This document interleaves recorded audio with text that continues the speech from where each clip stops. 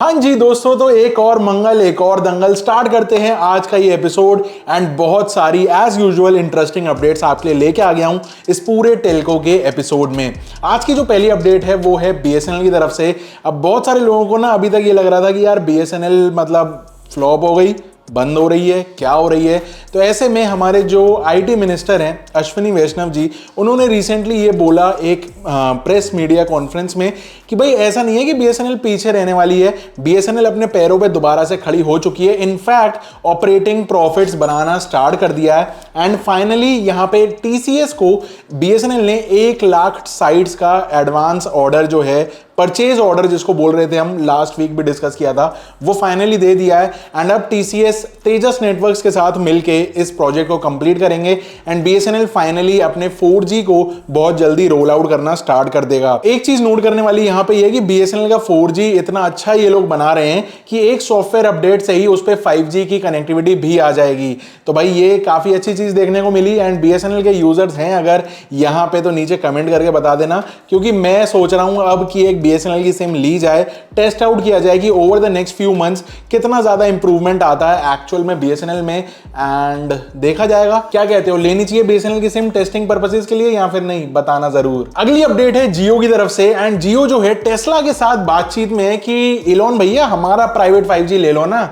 अच्छा ठीक है, समझ गया। तो सीन ऐसा है कि जो इलोन मस्क की जो टेस्ला कंपनी है, इंडिया में अपना मैन्युफैक्चरिंग प्लांट डालने का सोच रहे हैं एंड इसके ऊपर इनिशियल टॉक्स चालू हैं। तो ऐसे में जियो ने सामने से प्रपोज करा टेस्ला को कि हमारा प्राइवेट 5G लगा देंगे हम आपके पास। एंड इससे होगा क्या कि टेस्ला में जो मैन्युफैक्चरिंग प्लांट लगाया जाएगा, बहुत सारे रोबोट्स यूज किए जाएंगे ऑटोमेटेड मैन्युफैक्चरिंग प्रोसेस के लिए। तो 5G होने से लेटेंसी कम रहेगी, प्राइवेट 5G पूरा इकोसिस्टम टाइप का इनका बन जाएगा एंड उससे उनका आउटपुट बहुत ज्यादा अच्छा निकल के आएगा।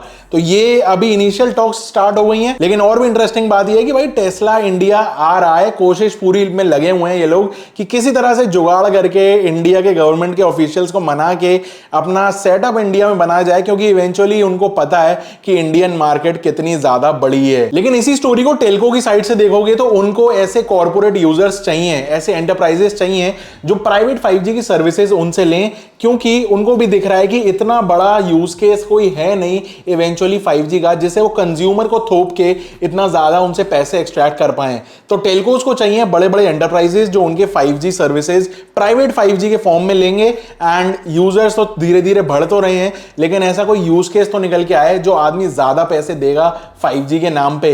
नहीं तो इतना पैसा लगाया चले जा रहे हैं इंफ्रास्ट्रक्चर में, पता नहीं भाई क्या होगा आगे चल के। अगली अपडेट पे चलते हैं। तो जो हमारा डीओटी है ना, वो काफी ज्यादा परेशान है वोडाफोन से।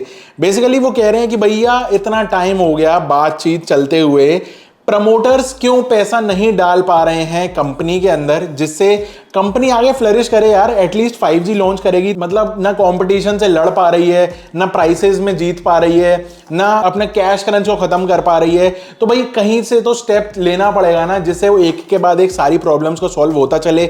ऐसे में वो कंपटीशन से भी पीछे है, गवर्नमेंट को उनके ड्यूज भी नहीं लौटा पा रहे एंड जितने सारे ब्याज बट्टे चल रहे हैं वो भी नहीं दे पा रहे हैं। कैश क्रंच जो चल रहा है वो तो अलग है ही है। बताया जा रहा है कि लास्ट जो कैश इन्फ्यूजन हुआ वो मार्च 2022 में 4500 करोड़ रुपीस का किया इनके प्रमोटर्स ने। एंड तब से लेके अब तक कोई भी नया फ्रेश इन्वेस्टमेंट नहीं किया गया है। तो जो तक गाड़ी खींच रही है ये लोग खींच रहे हैं, लेकिन हमारी जो गवर्नमेंट है, जो डीओटी है, वो इससे बिल्कुल भी ज्यादा खुश नहीं है।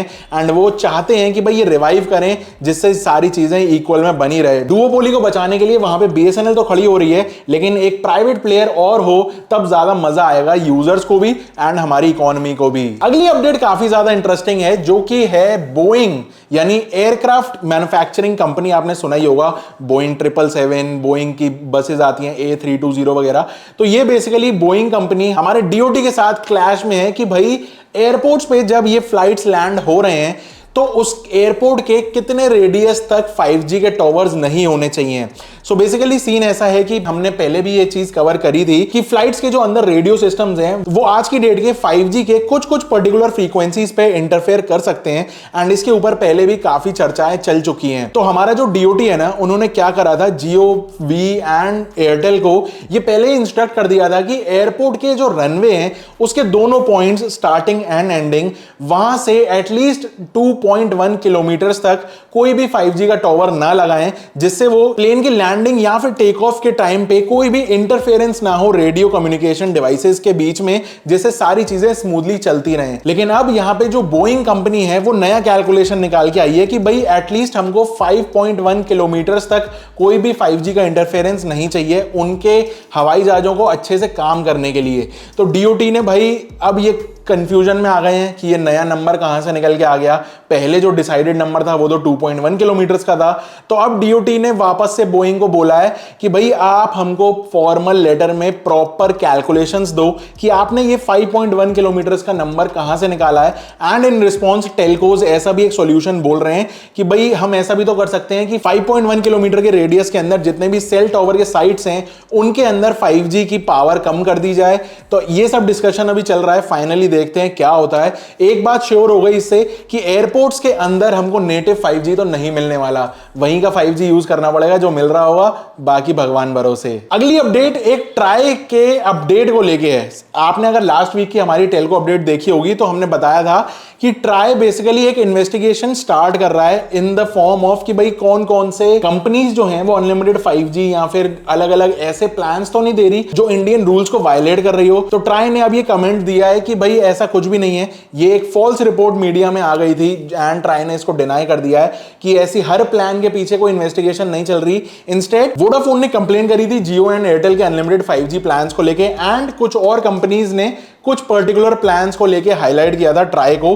तो उन्हीं स्पेसिफाइड हाईलाइटेड प्लान्स को ट्राई डीपली इन्वेस्टिगेट कर रहा है कि क्या कोई दिक्कत तो नहीं है। तो ये अपडेट था भाई, लास्ट वीक बताया था तो मैंने बोला इस बार बता दूं कि ये ट्राई ने डिक्लाइन कर दिया है। अगली अपडेट है बीएसएनएल की तरफ से। वैसे यार आज बीएसएनएल की तरफ से काफी सारी अपडेट नहीं आ रही। तो बीएसएनएल ने अपना नया my BSNL mobile app launch कर दिया है एंड बेसिकली अब जो है ना इनके डेवलपर्स वो थोड़े से जागे हैं, नई जनरेशन वाले शायद लेके आए हैं, क्योंकि बहुत ही इंट्यूटिव डैशबोर्ड इनका लग रहा है देखने से। एंड ये पूरा सेल्फ केयर पूरा पोर्टल इन्होंने यहाँ पे डाल दिया है जहां पे आप रिचार्ज का अपना पूरा मैनेज कर पाओगे, बैलेंस डेटा चेक कर पाओगे, वैलिडिटी वगैरह चेक करना, जैसे वी का या फिर जियो का नहीं है। काफी smooth and easy to use, सारी इंफॉर्मेशन आपको बहुत ही बढ़िया ब्यूटीफुल तरीके से दिखाते हैं। उसी तरीके से यहाँ पे इनका कुछ पूरा लॉन्च किया है इन्होंने नया ऐप। पोस्टपेड का बिल पेमेंट कर पाओगे, अकाउंट पूरा मैनेज कर पाओगे, प्लान कब एक्सपायर हो रहा है वो सब अलर्ट्स वगैरह मिल जाएंगे। तो चलो बीएसएनएल कम से कम भाई अच्छी तरीके से तैयारी कर रहा है अपना बढ़िया pan India 4G roll out करने से पहले, ये जान के काफी खुशी हुई। अगली अपडेट है एयरटेल की तरफ से एंड एयरटेल में जो ये Q4 गया ना फाइनेंशियल ईयर 23 का, उसमें 11% रेवेन्यू का जंप दिखाया है डिस्पाइट द फैक्ट कि उन्होंने ₹1 भी किसी प्लान में बढ़ाया नहीं, ऐसा एयरटेल कह रहा है। तो सीन ऐसा है कि भैया एयरटेल ने अपने जो प्रीमियम प्राइसेस रहते हैं ना, अगर जियो और एयरटेल के प्राइसेस को कंपेयर करो तो हमेशा एयरटेल के ज्यादा निकल के आएंगे। इस रीजन से एयरटेल ने अपना रेवेन्यू बूस्ट कर लिया 11% से। जहां पे जियो का ARPU रहा इस क्वार्टर के लिए 178.8 रुपीज, वहीं पे एयरटेल का ARPU सीधा पहुंच गया 193। ऑल्सो ये अपनी कॉस्ट को कट डाउन करने के लिए क्या कर रहे हैं कि जो इनकी हाई कॉस्ट वाली सेल टावर साइट्स हैं उनको रीलोकेट करने की सोच रहे हैं, जिससे थोड़े कंपनी के ऊपर बर्डन कम हो। एंड ऐसी साइट्स कम नहीं है, 66,000 से भी ज्यादा साइट्स इस तरीके की डिटेक्ट हुई हैं। ऑल्सो ये भी बताया गया रिपोर्ट में कि एयरटेल का जो नॉन मोबाइल बिजनेस है यानी कि एयरटेल एक्सट्रीम जो कि फाइबर ब्रॉडबैंड सर्विसेज हैं, वो भी ईयर ऑन ईयर 35% ग्रोथ हुआ है। तो भाई एयरटेल जो है वो फुल मौज ले रहा है अपने, मतलब बहुत बढ़िया इनका रेवेन्यू बूस्ट हो रहा है। ऐसे में भाई शेयर वेयर देख लेना एयरटेल के, लेके रखने हो तो क्या पता आगे मोटा प्रॉफिट भी मिल जाए। अगली अपडेट काफी इंटरेस्टिंग है क्योंकि ये आती है ऊकला की तरफ से एंड ऊकला ने अपना एक डेटा पूरा निकाला है, टेस्ट चार्ट्स निकाले हैं कि जिससे ये पता चलता है कि कौन सी कंपनी सबसे अच्छी परफॉर्म कर रही है in the case of broadband services, जैसे जियो फाइबर, एयरटेल एक्सट्रीम। एंड आप जान के चौंक जाओगे कि यहां पे भाई एयरटेल जियो नहीं, जो जीत मार के ले गया वो यहां पे एक्साइटल है। एंड ऐसी ऊकला की रिपोर्ट बता रही है कि एक्साइटल ने एयरटेल जियो दोनों को पीछे छोड़ दिया भाई।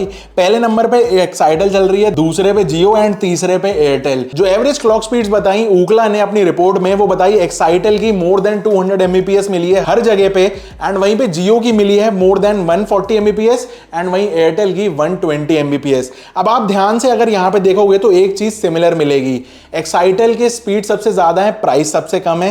एंड इससे एक स्टेप ऊपर जाएंगे तो एक्साइटल के प्राइस से जियो का प्राइस थोड़ा सा ज्यादा है, तो वो दूसरे नंबर पे आ गया। सबसे महंगा एयरटेल है, तो तीसरे नंबर पे एयरटेल खड़ा हुआ है। तो जितनी कम प्राइस पे जितनी ज्यादा स्पीड्स ऑफर हो रही है इंडिया के अंदर, वो ब्रॉडबैंड प्लेयर इवेंचुअली अभी इस क्वार्टर में तो जीत गया भाई। अगले क्वार्टर को देखते हैं क्या होता है। आपका एक्सपीरियंस वैसे एक्साइटल के साथ कैसा रहा है वो आप मुझे नीचे कमेंट करके बता सकते हो। मैं अपने इस ऑफिस में एक्साइटल ही यूज कर रहा हूं एंड मेरा एक्सपीरियंस काफी सही है। हमेशा ही 300 प्लस की स्पीड्स आती हैं। 300 Mbps वाला प्लान लिया हुआ है, मतलब 3 महीने में एक आध दिन कभी डाउन जाता है तो जाता है, बाकी सब परफेक्ट चल रहा है। वैसे मैं सोच रहा हूं एक लॉन्ग टर्म रिव्यू इसके ऊपर बनाया जाए, आगे चल के बनाऊंगा, थोड़ा सा लॉन्ग टर्म होने दो, फिर आगे चल के देखेंगे। सो फाइनली आज की लास्ट अपडेट है विस्ट्रॉन की तरफ से। अगर विस्ट्रॉन आपको नहीं पता तो एक ऐसी कंपनी है जो एप्पल की मैन्युफैक्चरिंग संभाल रही थी इंडिया में। संभाल रही थी का मतलब अभी तक संभाल रही थी, लेकिन अब इन्होंने एग्जिट ले लिया है भाई। इन्होंने बोला हमसे नहीं पूछ रहा भाई, बिल्कुल भी बच नहीं रहा पैसा, एंड अब हम एप्पल की और मैन्युफैक्चरिंग नहीं कर पाएंगे। इनकी जो असेंबली यूनिट थी वो बैंगलोर के पास कोलार में थी एंड ये यूनिट आईफोन 50 की असेंबली के लिए तैयारी करना स्टार्ट कर रही है। वैसे अगर आपको नहीं पता तो विस्ट्रॉन जो है वो एप्पल की फर्स्ट मैन्युफैक्चरिंग कॉन्ट्रैक्ट कंपनी थी along with Foxconn and Pegatron. So अब विस्ट्रॉन कह रहा है कि भाई मुझे तो ज्यादा कुछ बच नहीं रहा है एंड इंडिया में जो काम करने की कंडीशन है वो काफी सेट नहीं बैठ रही है। ये फैक्ट चेक करते हुए कि जो फॉक्सकॉन एंड पेगाट्रॉन है वो इंडिया में और अपनी कैपेसिटी बढ़ा रहे हैं, तो यहाँ का वर्क कल्चर इनको समझ नहीं आया। तो बेसिकली सीन ऐसा है कि इंडिया में थोड़ा सा वर्क बैलेंस चाहिए सारी पब्लिक को। अगर कंपेयर करें इसको चाइना या ताइवान की लेबर से, तो वहां पे वो मतलब रातों दिन लगे रहते हैं एंड यहाँ के लोगों को चाहिए कि भैया काम करके अपना घर जाएं, एंजॉय मारें, चिल मारें, जो कि सीन एक्सपेक्टेड नहीं था कंपनी का इंडिया की लेबर से। दूसरी तरफ एप्पल इनको बहुत ज्यादा प्रॉफिट्स नहीं दे रही, ये सप्लाई चेन में ब्रेक इन नहीं कर पा रहे हैं फॉर मैक्सिमम प्रॉफिट्स, जिस वजह से इन्होंने फाइनली अपना बस्ता बांध लिया है एंड अब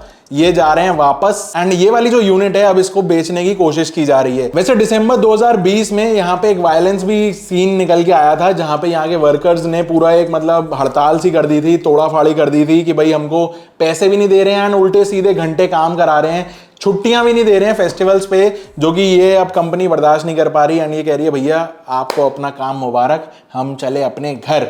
सो ये कुछ था आज के इस पूरे एपिसोड में एंड आपको फेवरेट आपकी अपडेट आज की कौन सी थी नीचे मुझे बताना जरूर। एंड ये वाली वीडियो पसंद आई हो तो लाइक कर देना, सब्सक्राइब कर देना चैनल को and I will see you in the next one. Till then stay safe, stay sarcastic, see ya, go skinly and goodbye।